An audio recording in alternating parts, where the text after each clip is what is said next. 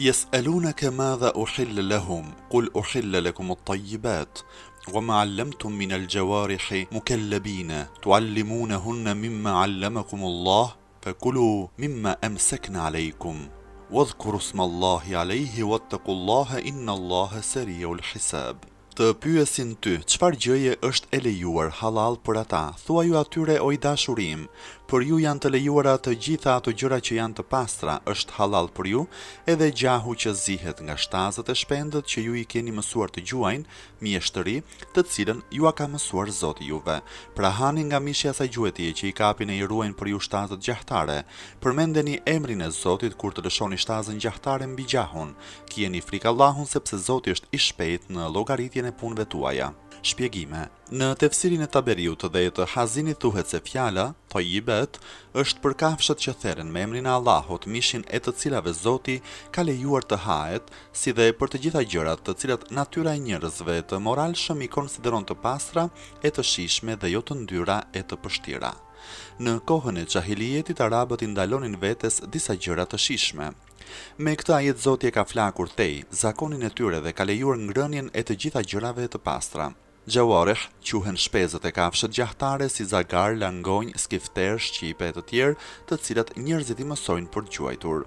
Për të qenë halal, gjahu i këtyre shpendëve dhe shtazëve gjahtare duhet që ato të jenë të mësuara për të kapur gjah dhe konsiderohen të mësuara kur janë provuar 3 herë. Lejohet të hahet mishi atij gjahu që e ka mbytur zagari ose skifteri mësuar, por kur ata e sjellin gjahun të gjallë, patjetër duhet të therret dhe kur të lëshohet shpendi ose kafsha për gjah, është detyrë që gjuetari të përmend emrin e Zotit. Zoti ynë, për të friksuar ata njerëz që janë të shkujdesur në dispozitat e Allahut, ajetin e përfundon duke thënë: "Kjeni frikë Allahun", sepse Allahu është i shpejt në llogaritjen e punëve të njerëzve. El-yawma uhilla lakum at-tayyibat وطعام الذين أوتوا الكتاب حل لكم وطعامكم حل لهم والمحصنات من المؤمنات والمحصنات من الذين أوتوا الكتاب من قبلكم إذا آتيتموهن أجورهن محصنين غير مسافحين ولا متخذي أخدان ومن يكفر بالإيمان فقد حبط عمله وهو في الآخرة من الخاسرين.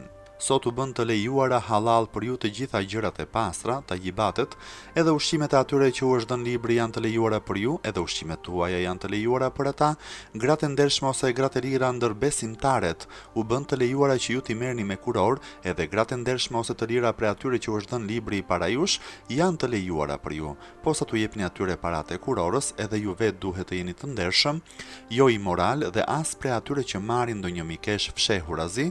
Kujdo që mohon besimin, i bëhet puna pa asnjë vlerë dhe në ahiret ai është nga të dëmtuarit. Shpjegime.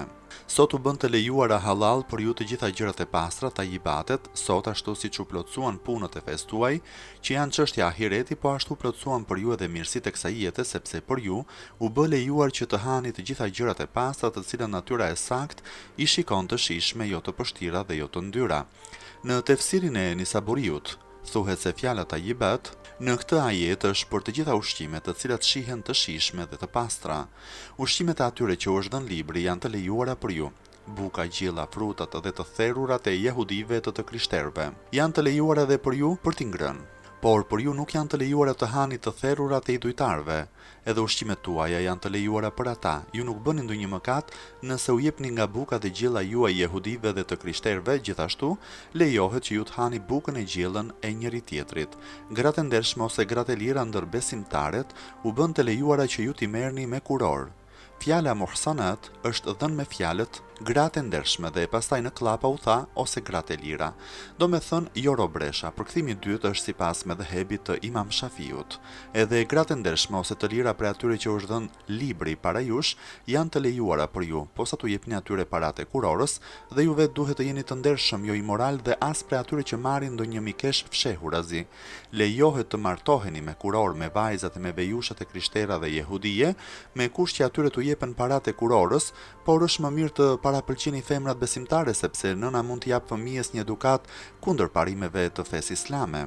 Kujdoj që mohon besimin i bëhet puna pa asnjë vlerë dhe në ahiret ai është nga të dëmtuarit, kushdo që të mohoj detyrat fetare ose të mohoj fjalën e shahadetit, shpërblimi i punëve të mira që ka bërë i shkon kot dhe në ahiret ai është nga të dëmtuarit. Pra nga ajo grua që mohon detyrat e fesë islame nuk mund bashkohet në xhennet me burrin e vet i cili ka qenë besimtar.